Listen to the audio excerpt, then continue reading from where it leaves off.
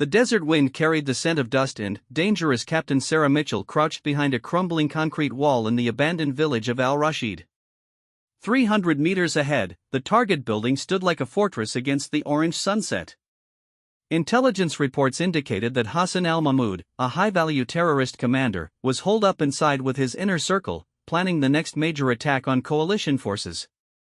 Sarah had been out of active combat for 2 years, working as a military contractor and training new recruits. But, when the call came through encrypted channels, requesting her specific expertise, she couldn't refuse. The mission was classified beyond top secret, and for good reason. 3 previous attempts to eliminate al-Mahmoud had failed catastrophically. The first attempt, 6 months ago, involved a drone strike that missed its target by mere seconds. Al-Mahmoud had moved to a different room just before the Hellfire missile turned his previous location into rubble. The second attempt used a Navy SEAL team that managed to breach the outer perimeter but was forced to retreat when they encountered unexpected heavy resistance and superior numbers. The third and most devastating failure happened just 2 weeks prior. Master Chief Petty Officer Jake Harrison, one of the most decorated snipers in SEAL Team 6, had taken position on a ridge 800 meters from the target building. He had a clean shot, perfect weather conditions, and state-of-the-art equipment. But, when he pulled the trigger, al-Mahmoud moved at the exact moment the bullet left the barrel. The shot that should have ended the terrorist's reign of terror instead alerted him to the danger. Now al-Mahmoud was more paranoid than ever, surrounded by triple the usual security, and using advanced counter-surveillance techniques. The building had been fortified with additional barriers, motion sensors, and armed guards positioned at every possible approach route. Military intelligence estimated that a successful assault would require at least a full company of soldiers and would likely result in significant casualties. Sarah studied the target through her scope, noting every detail. She had spent the last 48 hours observing the patterns, timing the guard rotations, and identifying weaknesses in their security. Unlike the previous attempts, she wasn't relying on brute force or conventional tactics. Her approach would be different, unexpected, and precisely calculated. The satellite communication device crackled softly in her ear. "Phoenix, this is Control. Target confirmed in the building. Count is 15 hostiles, possibly more. Are you certain you want to proceed with the solo approach?" Sarah adjusted her position slightly, checking her equipment one final time. Her custom rifle was equipped with a suppressor and the latest night vision scope. She carried enough ammunition for extended engagement, though she hoped it wouldn't come to that. More importantly, she had studied every possible escape route and contingency plan. "Control, Phoenix here. I've been watching them for 2 days. They're expecting another frontal assault or long-range strike. They're not prepared for what I'm bringing." Her voice was calm, professional, carrying the confidence of someone who had survived countless dangerous missions. The truth was, Sarah had advantages that the previous teams lacked. Her 5'4" frame and 125-pound build allowed her to move through spaces that would be impossible for larger operators. She had spent years mastering urban infiltration techniques, learning to become invisible in environments where others would be easily detected. Most importantly, she understood the psychology of overconfident enemies who underestimated threats they couldn't immediately identify. As darkness settled over the village, Sarah began her approach. She moved like a shadow between the ruins, avoiding the infrared sensors by staying close to warm surfaces that would mask her heat signature. Every step was calculated, every breath controlled. She had learned these techniques during her deployment in Afghanistan, where survival often depended on the ability to become invisible to both human eyes and electronic surveillance. The first checkpoint was 50 meters from the main building. 2 guards stood smoking cigarettes, their automatic rifles slung casually across their shoulders. They were talking quietly in Arabic about football scores and complaining about the long shift ahead. Sarah could understand every word, another skill that had served her well in previous operations. She waited in the shadows of a collapsed shop, timing their conversation patterns and cigarette breaks. At exactly 21:47, one guard walked 20 meters away to check the perimeter while the other remained at his post. Sarah had observed this pattern 3 times over the past 2 nights. she had exactly 90 seconds before they would be together again. Moving with fluid precision, Sarah slipped past the distracted guard and reached the base of the target building. The structure was 3 stories tall, with Al Mahmoud's meeting room on the second floor according to intelligence reports. She had identified a maintenance shaft on the building's north side that would allow her to reach the second floor without using the heavily guarded stairwells. The shaft was barely wide enough for her shoulders, but she squeezed through, controlling her breathing to avoid making noise. Her military training had included extensive work in confined spaces, preparing for exactly this type of infiltration. As she climbed, she could hear voices above, speaking in rapid Arabic about logistics and timing for their planned operation. Reaching the second floor, Sarah positioned herself at a ventilation grate that provided a clear view into the meeting room. Through the metal slats, she could see 6 men gathered around a table covered with maps, photographs, and documents. Al Mahmoud was easily identifiable from his intelligence photos, sitting at the head of the table, gesturing emphatically as he explained something to his subordinates. Sarah counted the guards visible in the room and noted the positions of weapons and potential cover. She also observed the room's layout, identifying exits and potential obstacles. The intelligence briefing had been accurate about the room's configuration, but there were additional security measures that hadn't been mentioned in the reports. The window behind Al Mahmoud was covered with bulletproof glass, explaining why the previous sniper attempt had failed even with a perfect shot. The walls showed evidence of recent reinforcement, likely steel plating behind the concrete. The door was secured with multiple locks and electronic systems. This wasn't just a meeting room, it was a carefully designed safe room that Al Mahmoud had constructed specifically to prevent assassination attempts. Through her earpiece, Sarah heard Control providing updates on the situation outside. Phoenix were monitoring communication intercepts. They're planning to move locations in approximately 40 minutes. This may be your only window. Sarah acknowledged the transmission with a single click of her radio. She had already identified the optimal approach. The ventilation system connected to a utility room adjacent to the meeting room. From there, she could access a maintenance corridor that ran along the exterior wall.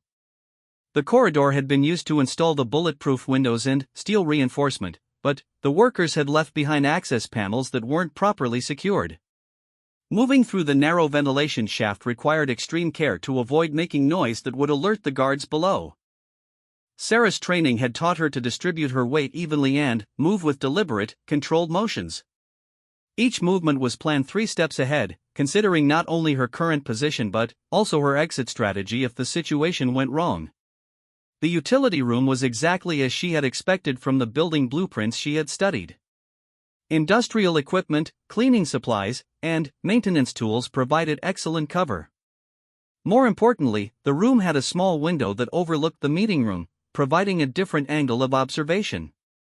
From this new vantage point, Sarah could see the full scope of Al Mahmoud's operation. The documents on the table included detailed maps of coalition bases, photographs of military personnel, and what appeared to be timing charts for coordinated attacks. The intelligence value of this material was enormous, but her mission was focused specifically on eliminating the leader. Sarah checked her watch. 25 minutes remained before the scheduled relocation. She needed to act soon, but rushing would increase the risk of detection. Instead, she took the time to observe the guard patterns within the room and identify the optimal moment for engagement. Al Mahmoud's security team was professional but predictable.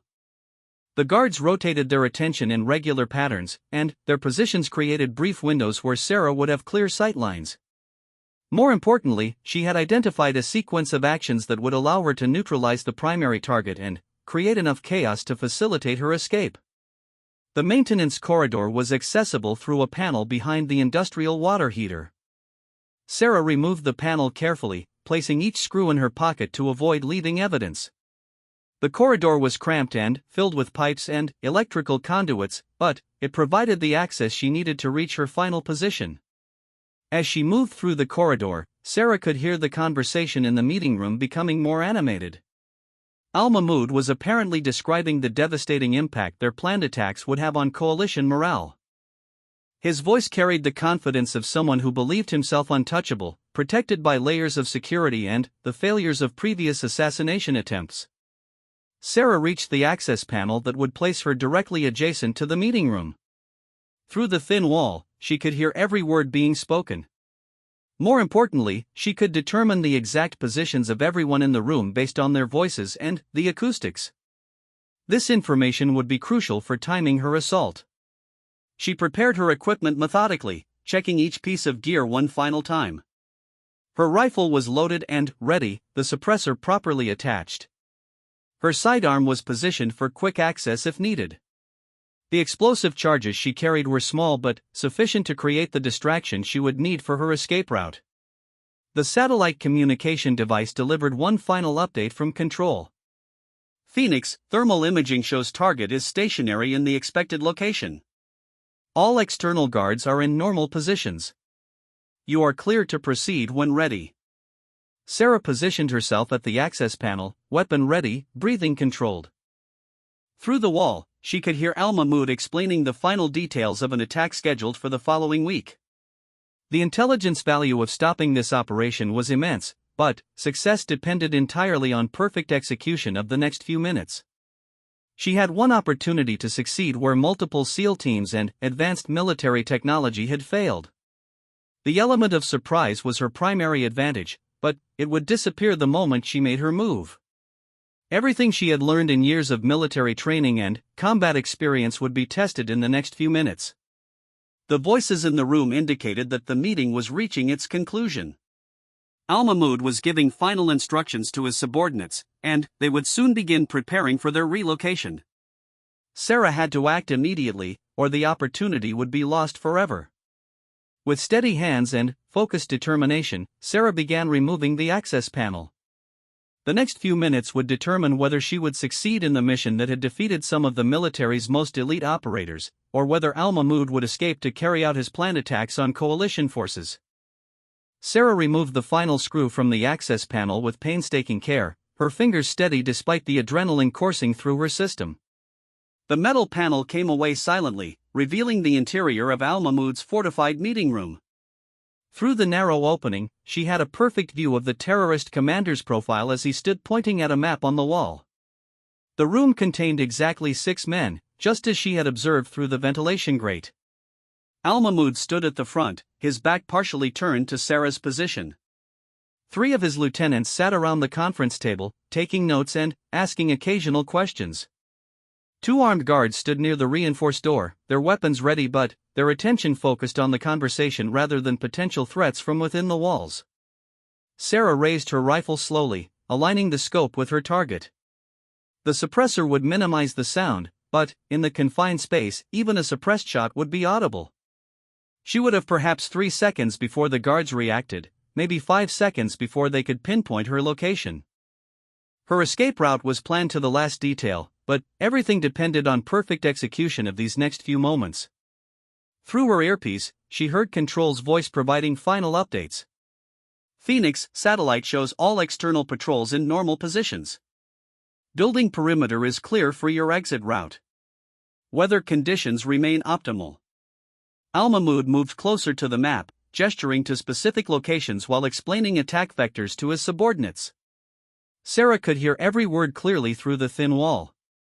The planned attacks were even more extensive than intelligence had suggested. Coalition bases across 3 provinces were targeted for coordinated strikes within the next 10 days. Sarah steadied her breathing, finger moving to the trigger. She had made similar shots hundreds of times in training and dozens of times in actual combat situations. The distance was minimal, less than 3 meters. The angle was perfect. The target was stationary. Every factor favored success, yet she knew that Al-Mahmoud's survival of 3 previous assassination attempts wasn't entirely due to luck. As she prepared to take the shot, one of the guards suddenly moved toward her position. Had he heard something? Seen movement in his peripheral vision? Sarah froze, maintaining perfect stillness while the guard approached the wall where she was concealed. He stopped directly in front of her access panel, his assault rifle held in ready position. The guard stood there for nearly 30 seconds, listening intently.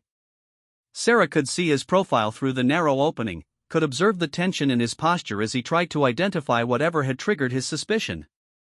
Her rifle remained aimed at Al Mahmoud, but if the guard discovered her position, she would need to adapt her plan instantly. Finally, the guard stepped away from the wall, apparently satisfied that his concerns were unfounded. He returned to his position near the door, but Sarah noticed that his alertness level had increased. The window for surprise attack was narrowing with each passing moment. Al Mahmoud finished explaining the attack plan and moved to a cabinet where he retrieved additional documents. This movement brought him closer to Sarah's position but at a slightly different angle. She adjusted her aim accordingly, tracking his movement through the scope while maintaining her concealed position. "The Americans believe they have weakened our capabilities," Al Mahmoud said to his assembled men. "Their failed attempts to eliminate me have only demonstrated their desperation. After next week's operations, they will understand the true cost of their interference in our region." His words carried the arrogance of someone who had survived multiple assassination attempts and believed himself untouchable. Sarah had encountered this type of overconfidence before in high-value targets. It often led to tactical mistakes and security lapses that skilled operators could exploit. The terrorist commander returned to the map, pointing out specific targets and explaining timing sequences for the coordinated attacks. Sarah realized that she was witnessing the final planning session for what would be the largest terrorist operation in the region in years. The intelligence value of this information was enormous, but her mission parameters were clear: eliminate Al Mahmoud and prevent the attacks. She centered the crosshairs on Al Mahmoud's head, accounting for the slight angle and minimal distance. The shot would be instantly fatal, preventing any possibility of him escaping or calling for help. Her finger moved to the trigger, applying the first stage of pressure while maintaining perfect sight alignment. At that precise moment, one of Al Mahmoud's lieutenants stood up from the conference table and walked directly into Sarah's line of fire. The man moved to examine the same map his commander was indicating, positioning himself between Sarah and her target. She held her position, waiting for a clear shot, but the lieutenant remained in place for nearly 2 minutes. Sarah could feel time slipping away. The meeting was scheduled to conclude in less than 15 minutes, and Al Mahmoud would then move to a different location with even more security. This might be her only opportunity to complete the mission, but she needed a clear shot without the risk of hitting the wrong target. The lieutenant finally moved away from the map, but as he did, Al Mahmoud walked to the opposite side of the room to retrieve something from a filing cabinet. The new position placed him behind partial cover and at a more difficult angle. Sarah adjusted her position slightly, finding a new sightline that would allow for an effective shot. Through her scope, she could see Al Mahmoud clearly as he sorted through documents in the filing cabinet. He was explaining something to his men about coordination with other terrorist cells in neighboring provinces. The scope of their planned operations was becoming clear, and Sarah understood that stopping this one man would prevent attacks that could kill hundreds of coalition soldiers and civilians. She steadied her breathing and prepared to take the shot. Her finger moved to the trigger, applying steady pressure while maintaining perfect sight picture. The crosshairs were centered on Al Mahmoud's head, the range was optimal, and the conditions were perfect. A split second before she fired, one of the guards received a radio transmission that caused him to speak loudly in Arabic. The sudden noise made Al Mahmoud turn his head quickly, changing his position just as Sarah's finger completed the trigger press.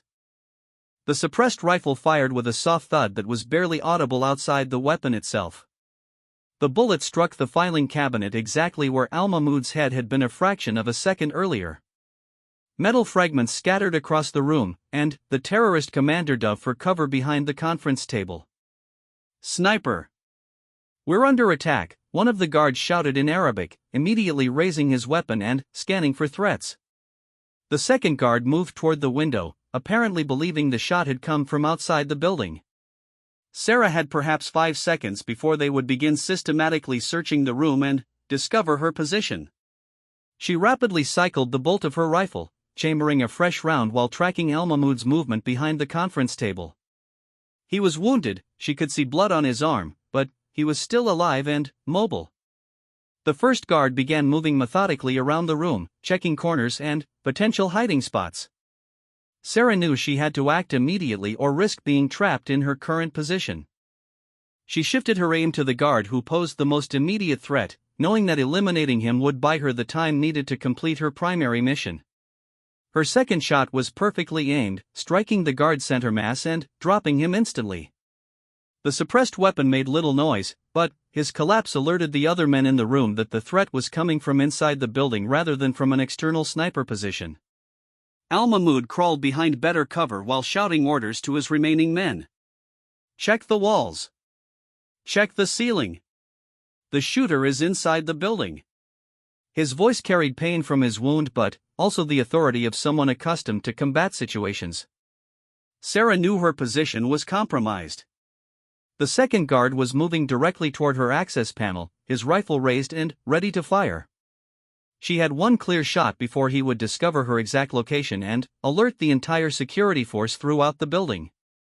She fired her third shot, hitting the second guard before he could pinpoint her position. The man dropped his weapon and fell backward, but not before triggering a burst from his automatic rifle that shattered the bulletproof window and alerted everyone in the compound that a firefight was in progress. The three remaining lieutenants were scrambling for cover and weapons while Al-Mahmoud continued shouting orders. Sarah could hear running footsteps in the hallway outside as additional guards responded to the sound of gunfire. Her window for completing the mission was closing rapidly. Al-Mahmoud emerged from behind the conference table, apparently believing the immediate threat had been neutralized. He was bleeding from his arm wound but still mobile and dangerous. Sarah had a clear shot for approximately 2 seconds before he would reach better cover near the reinforced door. Her fourth shot was perfect, striking Al-Mahmoud in the center of his chest and dropping him to the floor. She could see through her scope that the wound was fatal, ending the threat he posed to coalition forces and preventing the coordinated attacks his organization had planned. But her mission was far from over. The sound of automatic weapons fire had alerted every guard in the compound, and she could hear them organizing a systematic search of the building. Her escape route would take her through areas that were now actively patrolled by hostile forces who knew an enemy operative was inside the building. Sarah quickly secured her rifle and activated the small explosive charges she had placed throughout the building during her infiltration. The charges were designed to create confusion and block pursuit routes rather than cause massive destruction. She had 30 seconds to reach her primary escape route before the charges detonated.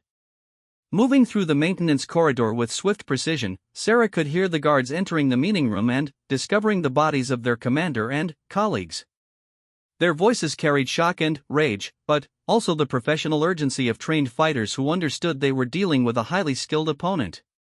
She reached the utility room and moved toward the window that would provide access to her predetermined escape route. The window overlooked a narrow alley that connected to the maze of ruins surrounding the compound. She had memorized every turn and obstacle along the route during her reconnaissance. The explosive charges detonated exactly on schedule, creating enough chaos and distraction to mask her escape from the building. Sarah rappelled down the outer wall using equipment she had positioned during her approach, reaching the alley just as guards began flooding the upper floors of the building. Behind her, she could hear shouting in Arabic as the guards discovered Al-Mahmoud's body and realized their commander was dead. Some voices called for immediate lockdown of the compound, while others demanded systematic room-by-room searches to find the infiltrator. Sarah moved through the ruins with the same careful precision she had used during her approach, staying in shadows and avoiding the searchlights that were now sweeping the area. She could hear vehicles starting up throughout the compound as the enemy organized pursuit teams to search the surrounding area. Her extraction point was 800 meters from the target building, requiring her to traverse the same route she had used during infiltration while avoiding patrols that were now actively searching for her. The mission's success would depend entirely on reaching the extraction point before the enemy could organize an effective perimeter. Sarah moved through the rubble-strewn alleyways like a phantom, her dark clothing blending perfectly with the shadows cast by the moon overhead. Behind her, the terrorist compound had erupted into chaos. Searchlights swept frantically across the ruins while armed patrols shouted orders and coordinates in Arabic.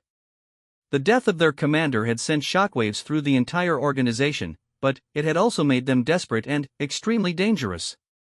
She pressed herself against a collapsed wall as a patrol of 4 men rushed past her position, their automatic weapons ready and their voices tense with urgency. They were moving toward the target building, apparently believing the infiltrator was still trapped somewhere inside the compound. Sarah's explosive charges had done exactly what she had intended, creating enough confusion to misdirect the initial search efforts. Through her earpiece, Control's voice provided updates on the situation. Phoenix, we're monitoring increased radio traffic throughout the area. Multiple vehicle patrols are being organized. Estimated time before they establish perimeter around your extraction point is 12 minutes. Sarah acknowledged with a single click of her radio. 12 minutes was cutting it extremely close, but she had planned for this contingency. Her route to the extraction point used terrain features and building ruins that would be difficult for vehicles to navigate. The enemy would be forced to pursue on foot through areas where her superior training and familiarity with the terrain would give her significant advantages. Moving through the ruins required constant vigilance. The terrorist organization had operated in this area for months and knew the local geography well. They would be able to predict the most likely escape routes and position patrols to intercept anyone trying to flee the compound. Sarah's advantage lay in her ability to use unconventional paths that larger groups couldn't follow. She reached the edge of the village and began crossing the open ground toward the extraction point. The terrain here was more exposed, offering less cover, but it also allowed her to move faster. She could see the headlights of vehicles in the distance as the enemy organized their search efforts. Some were heading toward the main roads leading away from the village, while others were positioning themselves to block obvious escape routes. A helicopter appeared on the horizon, its searchlight beginning to sweep the area around the compound. Sarah had anticipated this possibility and had prepared accordingly. She carried equipment specifically designed to defeat thermal imaging and night vision systems. More importantly, she knew how to move in patterns that would make it difficult for aerial observers to track her position. The extraction point was located in a wadi, a dry riverbed that cut through the desert landscape. The location provided excellent concealment from ground observation and made it difficult for vehicles to approach. Sarah had selected this site after careful analysis of the terrain and consideration of multiple factors including cover, concealment, and accessibility for the extraction team. As she moved toward the wadi, Sarah could hear the sound of vehicles getting closer. The enemy had apparently decided to search the area systematically rather than relying only on patrols around the compound. This change in tactics meant she would need to avoid detection while crossing increasingly open terrain. She used a series of small hills and rocky outcroppings to mask her movement, timing her advances to coincide with the helicopter's search pattern. The pilot was concentrating on areas closer to the compound, apparently assuming the infiltrator wouldn't have been able to travel so far so quickly. This assumption worked in Sarah's favor, giving her additional time to reach safety. The wadi was exactly as she remembered from her reconnaissance. The steep sides provided excellent cover from observation, and the sandy bottom would muffle the sound of movement. More importantly, the extraction team would be able to approach using the wadi as a concealed route, avoiding detection by the enemy forces now spreading throughout the area. Sarah activated her emergency beacon, transmitting a brief signal that would alert the extraction team to her location. The signal was encoded and transmitted on a frequency that would be difficult for the enemy to intercept or triangulate. Within minutes, she received confirmation that the extraction team was en route to her position. While waiting for extraction, Sarah observed the enemy search efforts from her concealed position. The terrorist organization was conducting their hunt with impressive coordination and determination. Vehicle patrols were systematically checking road junctions and likely hiding spots while foot patrols searched buildings and difficult terrain. Their radio discipline was good, and their search patterns showed tactical competence. The helicopter was now expanding its search area, working in coordination with ground forces to eliminate potential escape routes. Sarah could see its searchlight sweeping back and forth across the desert, gradually moving in her direction.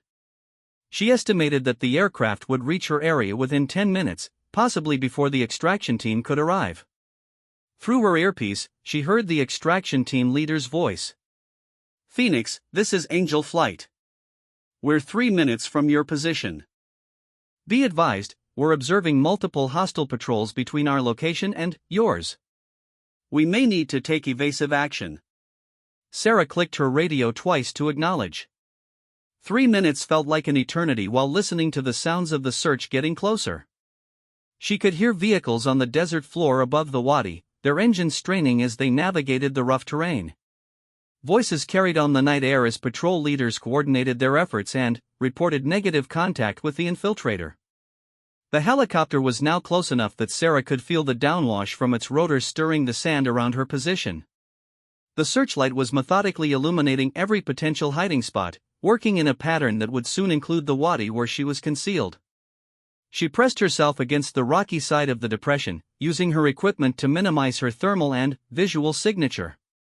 The aircraft passed directly overhead, its searchlight probing deep into the wadi.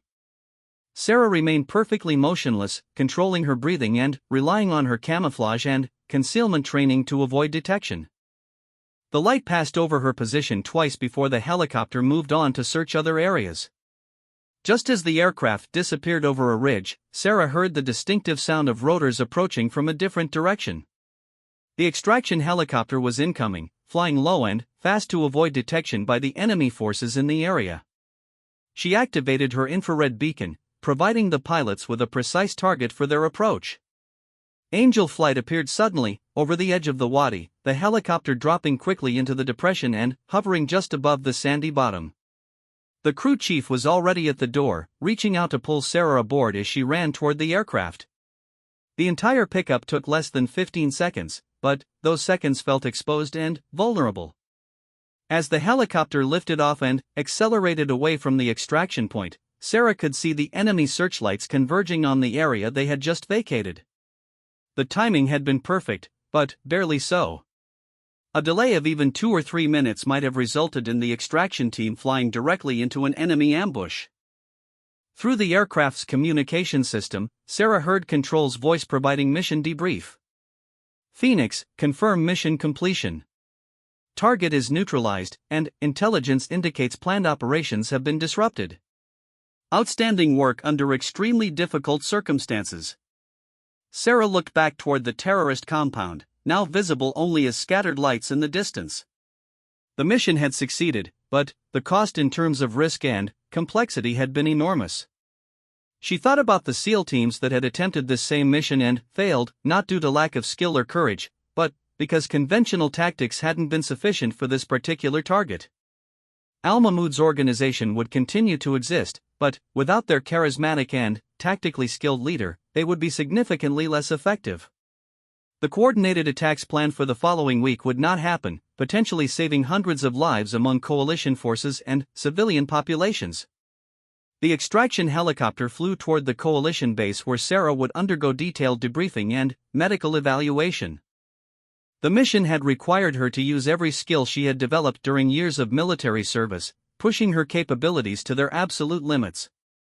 She had succeeded where larger, more heavily equipped forces had failed, proving that sometimes unconventional approaches could achieve results that conventional tactics could not. As they flew through the night sky, the crew chief handed Sarah a secure communication device. On the screen was a message from the Joint Special Operations Command, confirming that intelligence derived from Al-Mahmoud's death had already led to the identification and disruption of terrorist cells in 3 different provinces. The impact of her mission extended far beyond the elimination of a single high-value target. The helicopter approached the coalition base, its lights visible in the distance like a beacon of safety after hours of extreme danger. Sarah knew that her role in this particular operation was complete, but she also understood that there would be other missions, other targets, and other opportunities to use her unique skills in service of her country's security interests. The aircraft touched down on the landing pad exactly 47 minutes after her extraction from the wadi. Medical personnel were waiting to conduct immediate health assessments, while intelligence officers prepared for extensive debriefing sessions that would extract every detail about the enemy organization, their capabilities, and their planned operations. Sarah stepped out of the helicopter and walked across the tarmac toward the base operations center. Behind her, the night sky was clear and peaceful, giving no indication of the violent events that had occurred just miles away. She had completed one of the most challenging missions of her career, succeeding where some of the military's most elite units had encountered failure. The mission would remain classified for years to come, with only a small number of people ever knowing the complete details of how a single operator had accomplished what multiple larger operations could not achieve. For Sarah, the satisfaction came not from recognition or praise, but from the knowledge that her actions had prevented a massive terrorist attack and saved countless innocent lives. As she entered the operations center, Sarah was already thinking ahead to the next mission, the next challenge, and the next opportunity to use her skills in defense of the values and people she had sworn to protect. The war against terrorism would continue, but tonight, at least, the good guys had won a significant victory against forces that threatened peace and stability in the region. The base intelligence officer approached her with a folder containing preliminary mission reports and requests for additional details about the enemy organization's structure and capabilities. Sarah understood that her work was far from over. The physical mission had been completed successfully, but the intelligence value of her observations and experiences would continue to provide benefits for weeks and months to come. She looked back toward the landing pad where the extraction helicopter was being refueled and prepared for its next mission.